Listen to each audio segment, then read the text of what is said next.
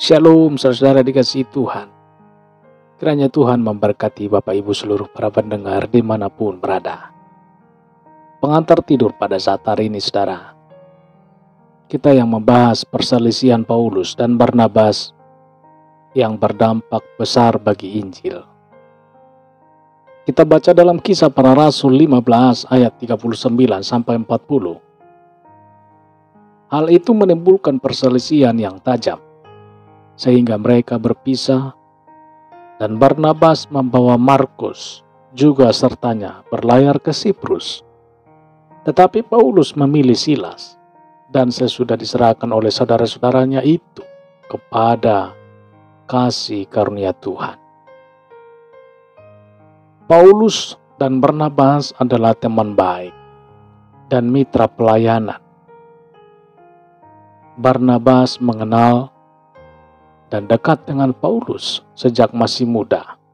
Lalu mereka pun menjadi teman seperjalanan untuk misi pertama mereka. Roh Kudus bekerja memimpin keduanya dalam sebuah perjalanan pemuritan dan perintisan gereja yang pada masa itu penuh dengan rintangan. Ketika waktunya tiba untuk perjalanan misi kedua, masalah pun muncul. Barnabas berencana untuk kembali mengajak sepupunya, Yohanes Markus. Dengan tegas Paulus pun menolak anjuran Barnabas. Paulus tidak mau melakukan perjalanan misi kedua ini dengan seseorang yang mudah menyerah. Karena di perjalanan misi pertama, Yohanes Markus yang ikut serta justru memilih menyerah ketika keadaan semakin sulit. Sementara Barnabas di sisi lain justru melihat potensi besar yang ada di dalam sepupunya itu. Dia ingin mengasihi dan mendorong Yohanes Markus terlibat dalam pelayanan yang berdampak. Karena dia tidak mau membuat Yohanes Markus menyerah dengan iman dan potensinya. Perbedaan pandangan ini pun membuat Barnabas dan Paulus harus berpisah. Ini sangat menarik, perselisihan serius antara dua orang beriman, Paulus dan Barnabas, membuat keduanya harus berpisah dan melakukan pelayanan masing-masing. Kenapa kisah ini ada di dalam Alkitab? Apakah kisah ini bertujuan untuk menunjukkan bahwa di antara orang-orang percaya juga pasti akan terjadi perselisihan? Perselisihan di tengah hidup orang Kristen. Apa yang bisa kita pelajari dari kisah Paulus dan Barnabas membantu kita untuk memahami pergumulan orang-orang percaya saat ini. Kita bisa memetik beberapa pelajaran di antaranya. Yang pertama, kehidupan dan pelayanan tak lepas dari kritik. Perseteruan tentang Yohanes Markus bukanlah masa dosa atau amoralitas. Gak ada ayat Alkitab harus khusus yang menyampaikan kalau mereka harus membawa dia atau tidak. Itu adalah kritik pelayanan dan Barnabas juga. Paulus tidak punya cara pandang yang sama soal situasi tersebut. Perseteruan tentang Yohanes Markus bukanlah masalah dosa atau amoralitas. Gak ada ayat Alkitab khusus yang menyampaikan kalau mereka harus membawa dia atau tidak. Itu adalah kritik pelayanan. Dan Barnabas juga Paulus tidak punya cara pandang yang sama soal situasi tersebut. Mereka sama-sama punya pandangan masing-masing yang sama bagusnya. bukankah hal ini sama seperti yang kita alami di tengah gereja atau sesama Kristen? Kamu mungkin berpikir kalau kamu benar 100%. Begitu juga dengan teman seimanmu yang lain.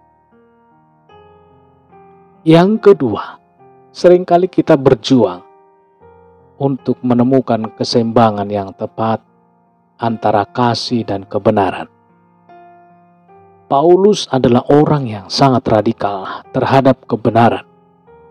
Karena itulah dia berpikir, jika kebenaran Injil tidak pantas menghadapi resiko karena orang yang mudah menyerah.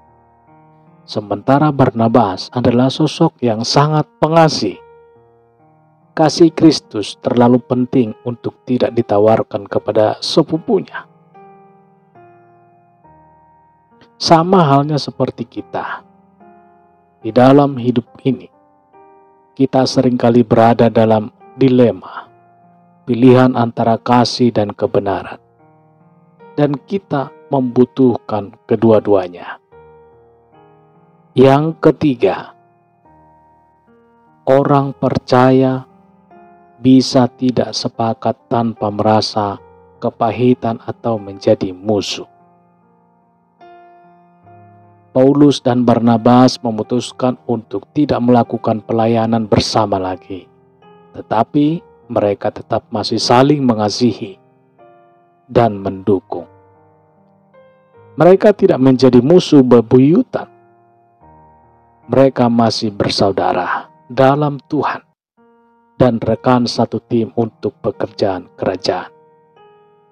Bagaimana dengan kita?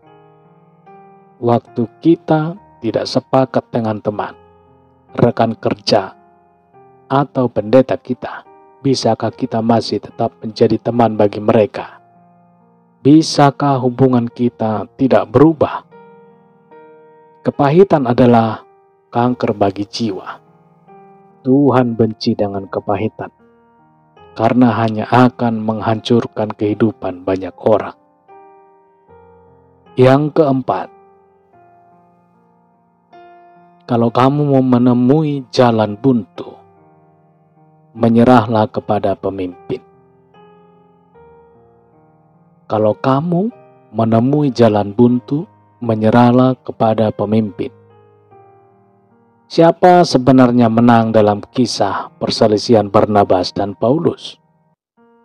Apakah Paulus dengan prinsip kebenarannya atau Barnabas dengan kasihnya?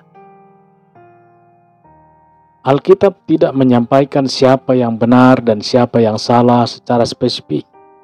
Tapi kisah para rasul dituliskan secara khusus untuk mengisahkan perjalanan iman Paulus. Dia adalah alat yang dipilih Tuhan. Dia adalah pemimpin dari tim misi tersebut. Apa yang bisa kita petik? Kalau kamu mendapati jalan buntu, serahkanlah masalah tersebut kepada pemimpinmu. Kalau kamu tidak setuju dengan pasangan, pendeta atau atasanmu, serahkanlah masalah itu kepada pemimpinmu. Siapa dia? Tuhan sendiri yang memiliki otoritas atas hidupmu. Yang kelima, Tuhan bekerja atas segala sesuatu untuk mendatangkan kebaikan. Perselisihan antara Paulus dan Barnabas membuat pelayanannya mereka pecah menjadi dua tim. Tetapi pekerjaan Tuhan tidak terdampak. Malahan dengan hal itu, pengabaran Injil semakin pesat. Lalu bagaimana dengan Yohanes Markus? Alkitab menulis bahwa dia akhirnya menjadi hamba yang berguna untuk Paulus. 2 Timotius 4 ayat 11. Tuhan memakai dia untuk menulis Injil Markus.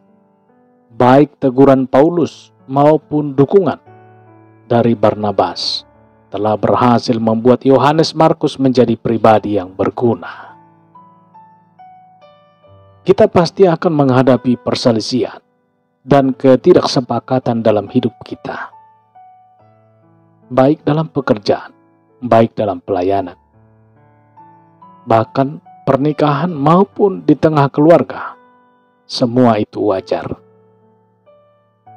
Tetapi mintalah supaya Tuhan menolongmu untuk memandang situasi tersebut dari sudut pandang orang lain.